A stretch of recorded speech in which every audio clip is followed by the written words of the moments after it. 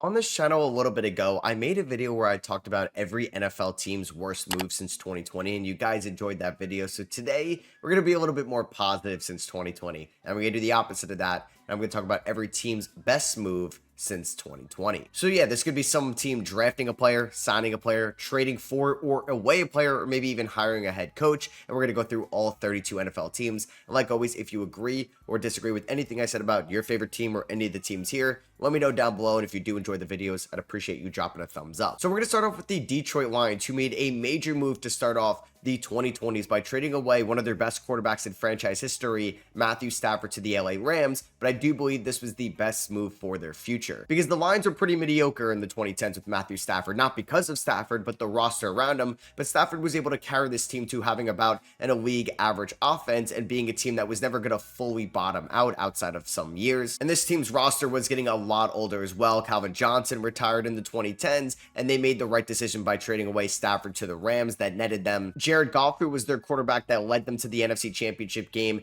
in 2023, and as well led them to the 1 seed in 2024. They were also able to use the picks they got in that trade to get Jahmyr Gibbs, Sam Laporta, Broderick Martin, Jamison Williams, Josh Pascal, and really build out this team to being one of the best teams in the NFL. It was a great move in hindsight. The Chicago Bears were the worst team in the NFL in 2023, and their best move was trading down in that 2023 draft with the Carolina Panthers. The Panthers traded up to take Bryce Young, while the Panthers traded down a couple spots. They ended up still having a top 10 pick to take Darnell Wright. They rolled with Justin Fields as their starting quarterback into 2024, but they also got a wide receiver one in that trade with DJ Moore. They got a 2023 second round pick, which ended up being Tyreek Stevenson. And oh yeah, the Carolina Panthers were the worst team in the NFL in 2024, which allowed them to take a quarterback with a much brighter future in Caleb Williams with the #1 overall pick in the 2024 draft. That looks like he could be a franchise quarterback for this team going forward. And they also have a 2025 second round pick from this trade as well. In hindsight, this was a fantastic trade by the Chicago Bears and Ryan Poles to pretty much increase this team's future ceiling by a lot. And yeah, they had some luck that the Panthers were awful in Bryce Young's rookie year in 2024. For the Minnesota Vikings, you can go with a bunch of different moves since 2020. Hiring Kevin O'Connell could definitely be up there, but a move they made in March of 2020, I think, was an elite one. And that was them trading their best wide receiver, Stephon Diggs, to the Buffalo Bills for a 2020 first round pick, basically. And that ended up being Justin Jefferson. Because yeah, Diggs still maintained to being one of the best receivers in the NFL and was a home run trade for the Bills, because who knows if they would have drafted Justin Jefferson in hindsight. But Jefferson in Minnesota has pretty much been the best, or one of the best, receivers in the National Football League since he was drafted. He ended up having 1,400 yards and 88 receptions as a rookie, finishing second in Offensive Rookie of the Year, and was an All-Pro second team member, as well as being an All-Pro second team member in 2021, and then an All-Pro first team member in 2022 and 2024. He led the NFL in receptions and receiving yards in 2022. He was elite yet again in 2024 with a completely different quarterback in Sam Darnold, and I'm sure he's going to be elite with JJ McCarthy and whoever the next quarterback is going to be in the long term for Minnesota. This was a great trade for them. A couple of different moves here. You can go with the Green Bay Packers, but I decided to go with them trading away Aaron Rodgers in the spring of 2023. You could also say them drafting Jordan Love in the 2020 draft was a great move as well, but them trading away Aaron Rodgers and finally giving the keys to Jordan Love was the right move in hindsight, as Aaron Rodgers tore his Achilles in 2023 for the Jets and was not the same in 2024. And in that trade, they were also able to get Luke Musgrave and Edgar and Cooper from the Jets. They did swap basically the Will McDonald and Lucas Van Ness picks. But yeah, the Packers were not winning a Super Bowl with Aaron Rodgers as their starting quarterback. They won a playoff game and even went down to the wire against the San Francisco 49ers in the 2023 divisional round. They did lose in the wildcard round to the Eagles in 2024, but Jordan Love still looks like one of the better, younger quarterbacks in the NFL. For the Tennessee Titans, I actually have no idea. Titans fans, I want you to let me know what you think the best move was down below, because Ryan Tannehill came before 2020. They traded away A.J. Brown. They didn't re-sign Derrick Henry. Harold Landry and Jeffrey Simmons came before 2020. They fired Mike Vrabel. They whiffed on the Traylon Burks pick. I don't know if you want to say Peter Skoronski or J.C. Latham could be up here as well. So honestly, I didn't really have a great move for them. I'm sorry, Titans fans. You can let me know what you think down below, because maybe it's just signing Tony Pollard. For the Houston Texans, it has to be trading away Deshaun Watson right before he ended up pretty much becoming a terrible quarterback in the NFL, as he wanted to get out of Houston as they were entering into a rebuild. world. They were able to trade Deshaun Watson to the desperate Cleveland Browns, and all the pieces they got back in that Deshaun Watson trade included Kenyon Green, the interior offensive lineman, who hasn't really worked out for them and is now a Philadelphia Eagle. They also got Dameon Pierce, Will Anderson Jr., a franchise edge rusher for this team, Tank Dell, Kamari Lassiter, Jamal Hill, and Caden Bullock. And then they were able to draft a quarterback now that Deshaun Watson wasn't on their team in the top 3 of the 2023 draft, and CJ Stroud, who is a much better quarterback than Deshaun Watson right now and is definitely a way better option over the next decade. Joshua Hines-Allen came in 2019 for the Jaguars, and Trevor Lawrence was the #1 overall pick in the 2021 draft. So I'm going to actually say that their best move was drafting Brian Thomas Jr. with the 23rd overall pick in the 2024 draft, because this wasn't a slam dunk selection, because 22 other teams could have taken Brian Thomas Jr., who looks like a legitimate wide receiver 1. He was a Pro Bowler in his first year, finished 4th in Offensive Rookie of the Year voting. He had 87 catches for 1,282 yards. He's going to be playing on a very cheap contract over the next 3 years on this rookie deal, and is going to be a long-term wide receiver 1 for the Jags.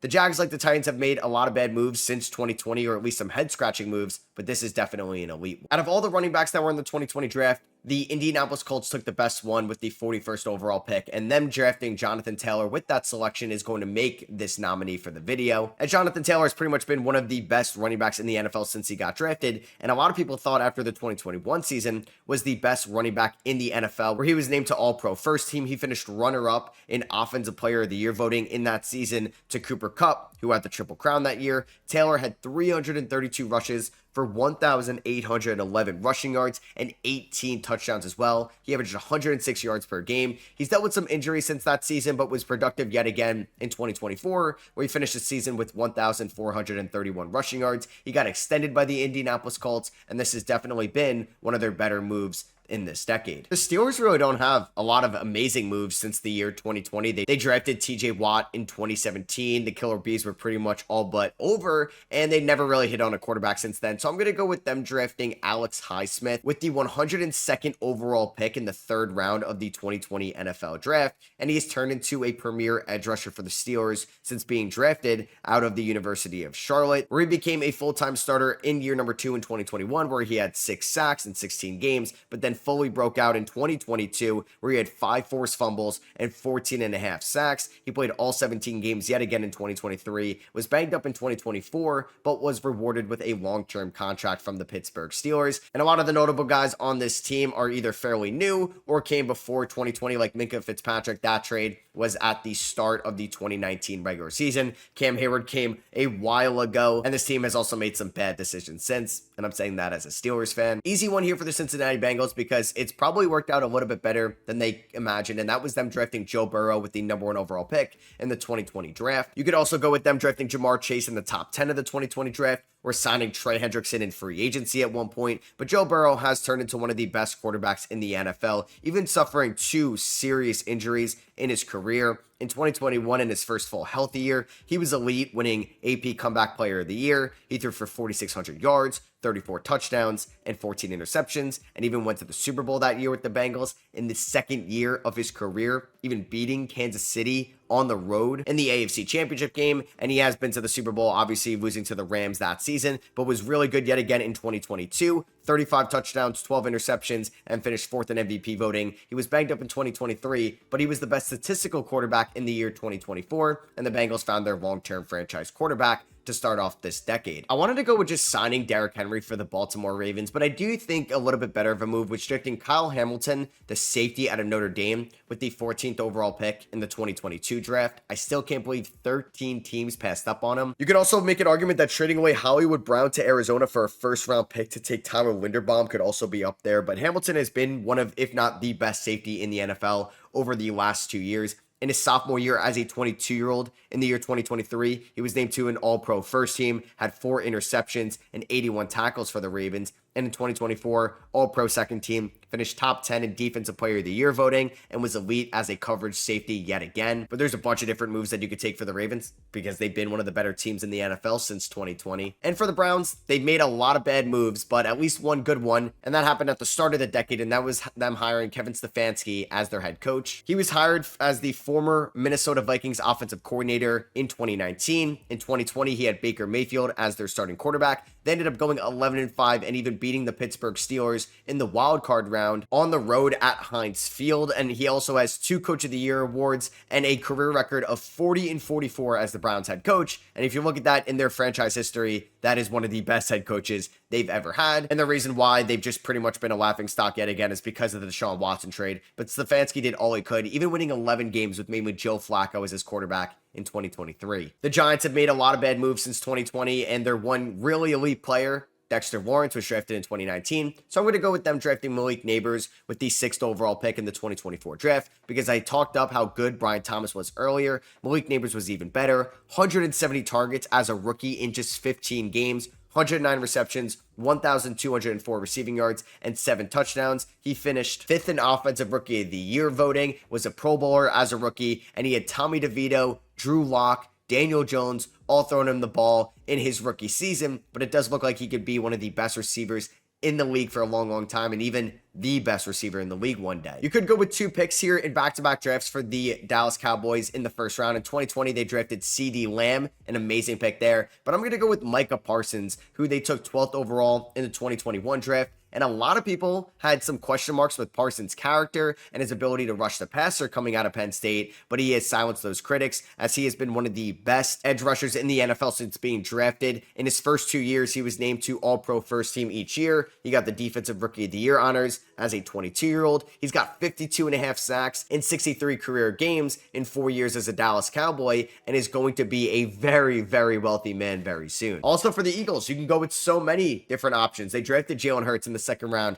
in 2020. They traded a first-round pick for A.J. Brown, but I'm going to go with them signing Saquon Barkley in the 2024 free agency class, because this was the best possible season you could ever get from a free agent acquisition at the running back position. In 2024, Saquon Barkley started the first 16 games for the Eagles, 345 rushes, which led the NFL, 2,005 rushing yards, which also led the NFL, 13 touchdowns. He also had 278 yards in the air. He was the Offensive Player of the Year for the Philadelphia Eagles, and I'm not sure they win the 2024 Super Bowl without him, with how elite he was in the playoffs, as he had 119 yards against the Packers during the wildcard round, 205 yards and 2 touchdowns against the Rams in the divisional, 3 touchdowns and 118 rushing yards against the Commanders in the NFC Championship game, and they didn't even need him for the Super Bowl. But yeah, there's like 15 moves that Howie Roseman has pulled off in this decade that could have been nominated here. For the Washington Commanders, I'm just going to go with the chalk pick, drafting Jaden Daniels with the 2nd overall pick in the 2024 NFL draft. It wasn't the easiest decision to make at the time. A lot of people would have taken Drake May over Jaden Daniels, and maybe Drake May does have a better career than Jaden. At least Jaden just put out one of the best quarterback seasons in Commanders franchise history, winning 12 games as a rookie, 25 touchdowns to 9 interceptions. He finished 7th in MVP voting and won the AP Rookie of the Year honors. And as a rookie, 148 rushes, 891 yards, and even won 2 playoff games, going into Tampa Bay, beating the Buccaneers, and going into Ford Field and beating the 1-seeded Detroit Lions on the road. And the Commanders finally found their franchise quarterback after having a bunch since the Kirk Cousins, Robert Griffin III days. For the Kansas City Chiefs, you can go with a bunch of different moves. You could talk about them trading away Tyreek Hill and then still winning 2 Super Bowls after that. You could talk about them signing Joe Thuney in free agency to a 5-year deal and him being a big part of some championship teams as well. But I'm going to go with them drafting Trent McDuffie with the 21st overall pick in the 2022 draft, who was turned into an elite corner after playing 3 years in the NFL. He was named All-Pro First Team in 2023. He had 3 sacks that year and was an elite coverage corner. And then in 2024, he followed up that season with another elite one, All-Pro Second Team. He did get 2 interceptions the first 2 of his career, but them also drafting Trent McDuffie with the 21st overall pick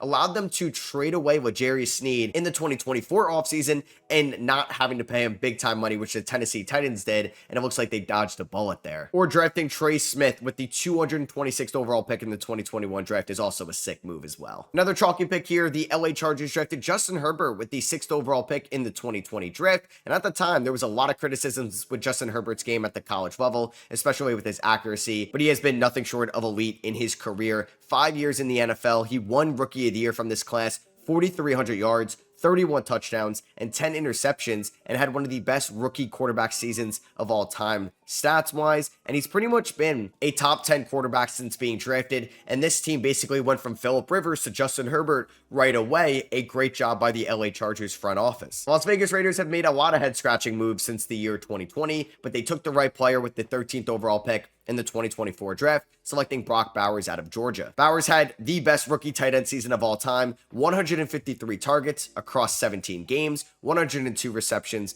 1,194 receiving yards. He also had 5 touchdowns, was named All-Pro First Team, finished runner-up in Offensive Rookie of the Year voting, was a Pro Bowler, and now he may just be the best tight end in the NFL, already just 1 year into his career, and he's still just 22 years old. For the Broncos, it could be a couple different ones as well, but I'm going to talk about drafting Patrick Surtain with the 9th overall pick in the 2021 draft. And if you remember at that time, there was pretty much 3 guys that were in discussion to be cornerback 1 in that draft. Caleb Farley went to the Titans a little bit later out of Virginia Tech. And then there was J.C. Horn, who went 8th overall to the Carolina Panthers, and the Broncos took the right guy there at number 9. That was an All-Pro First Team member in his 2022 season as a 22-year-old, where he had 2 interceptions that year. He had 4 interceptions as a rookie, and then he was a Pro Bowler the last 3 years, including winning Defensive Player of the Year in the year 2024 as a cornerback that was drafted 9th overall. But if Bo Nix keeps it up, that may be the decision very soon. Or you can even go with them trading away Von Miller to the LA Rams in November of 2021 for a 2nd round pick. And they took Nick Bonito with that pick. But sorry, Broncos fans, I got to bring this one up real quick, because for the Seattle Seahawks, you got to go with them trading away Russell Wilson at the right time, selling at his highest value and getting a haul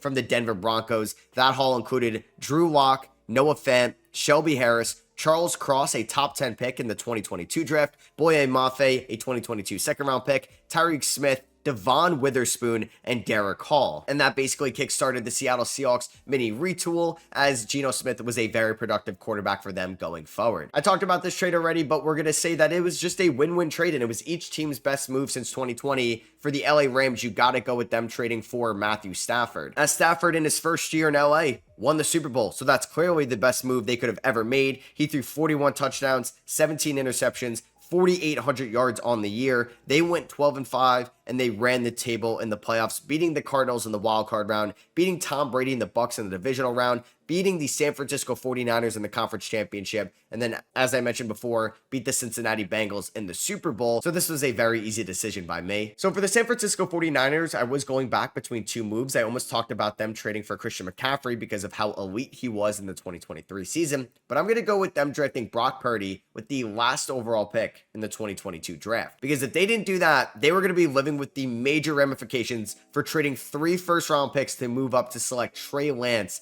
3rd overall in that 2021 draft. But Brock Purdy has stepped in right away and has been a very good quarterback for them. He finished 3rd in NFL Rookie of the Year voting back in 2022 and helped lead the San Francisco 49ers to the conference championship game after beating the Seahawks in the wildcard round and the Cowboys in the divisional round. And then in 2023, Purdy led the San Francisco 49ers to the Super Bowl. He finished 4th in MVP voting. He threw for 31 touchdowns and just 11 interceptions and 4,200 yards on the year. Yeah, it wasn't the best year in 2024, but it does look like he's going to get a massive extension very soon after playing on the lowest possible draft salary, being the 262nd overall pick in that 2022 NFL draft. And for the Arizona Cardinals, it's a move they made back in March of 2020, trading for DeAndre Hopkins from the Houston Texans. That trade was basically DeAndre Hopkins with a 4th round pick in exchange for another 4th round pick and David Johnson, who was elite for the Cardinals in 2016, but was a terrible running back for the Houston Texans in 2020 and in 2021, while DeAndre Hopkins remained as one of the best receivers in the NFL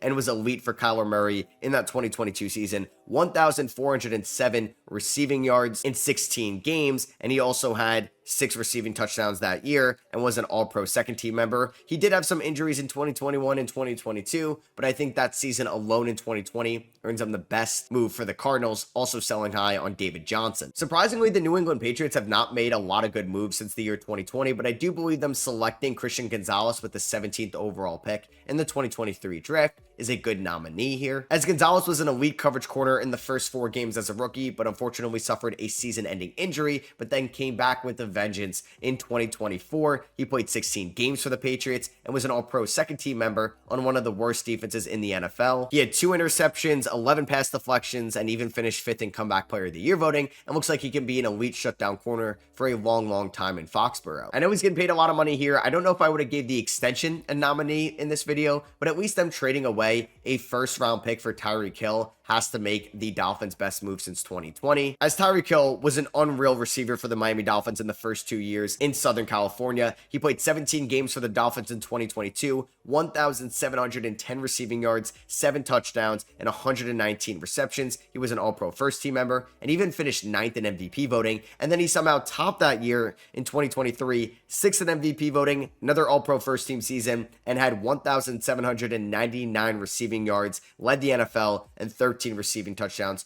also led the NFL, and gave Tua a true wide receiver 1. For the Jets, we're going to talk about a trade they made with the Seattle Seahawks in the summer of 2020, where they traded away Jamal Adams to the Seattle Seahawks in exchange for a first-round pick that they used to trade up for Elijah Vera Tucker in the 2021 draft that has been a staple starting interior offensive lineman for them. And then in the 2022 draft, the Jets used the Seattle Seahawks first-round pick, number 10 overall, to select Garrett Wilson, who was the NFL's Rookie of the Year on the offensive side of the ball in 2022, and looks like he could be a long-term wide receiver 1 and one of the best receivers in the league for a long time. And yeah, shout out to them also signing DJ Reed from the Seahawks as well in that 2022 offseason. And for the Bills, I'm also going to go with the Stephon Diggs trade for them, because who knows, like I said before, if they would have drafted Justin Jefferson, and they got the best years out of Stephon Diggs in Buffalo. 127 receptions in his first year with the Bills was Josh Allen's wide receiver 1. He led the NFL in receptions and receiving yards with 1,535 that year, and was an All-Pro first-team member. He had 1,000 yards every single year in Buffalo from 2020 to 2023, and was one of the best receivers in the league. And they also sold high on Stephon Diggs as well, trading him for a 2025 second-round pick, basically, in the 2024 offseason. Super easy one here for the Tampa Bay Buccaneers. In the 2020 offseason, they signed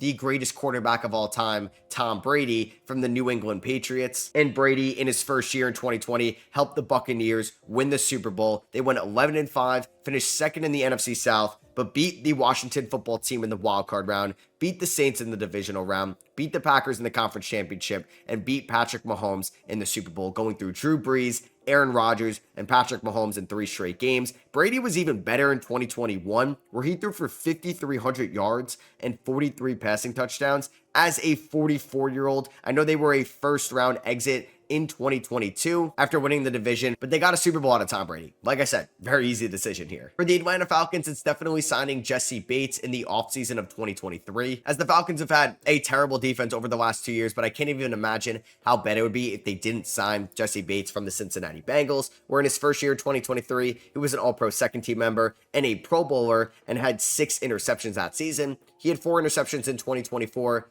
And like I said, I mean, this defense is so bad, and Jesse Bates is doing all he can to be pretty much that quarterback of that defensive unit. But if their defense rebounds in 2025, it's because they finally got Bates some help on that side of the field. For the Carolina Panthers, I'm going to go with them selecting Derek Brown with the 7th overall pick in the 2020 NFL draft, and he has been one of the better interior defensive linemen in the NFL since being drafted. He was a Pro Bowler in 2023. He does only have 8 sacks in his career because he was banged up in 2024, but the sacks do not tell the full story, as he's just a wrecking crew on that defensive line. And I hope they add a little bit more help to him so that defensive line unit can look somewhat better in the year 2025. You could either go with that, with the Chuba Hubbard or JC Horn selections. And the Saints also have not made a lot of good moves since the year 2020, but they did make the right selection with the 11th overall pick in the 2022 draft, selecting Chris Olave out of Ohio State. And Olave would look a little bit better if he wasn't so banged up in his career because of the hospital balls that his quarterbacks has pretty much thrown him. And unfortunately, he has suffered a ton of concussions since being drafted. But as a 22-year-old in his rookie year, he had 1,042 receiving yards and 72 receptions. He topped that season in 2023, 87 receptions for 1,123 yards. And then unfortunately, was banged up in 2024. Well, like I said, the Saints haven't made a lot of good moves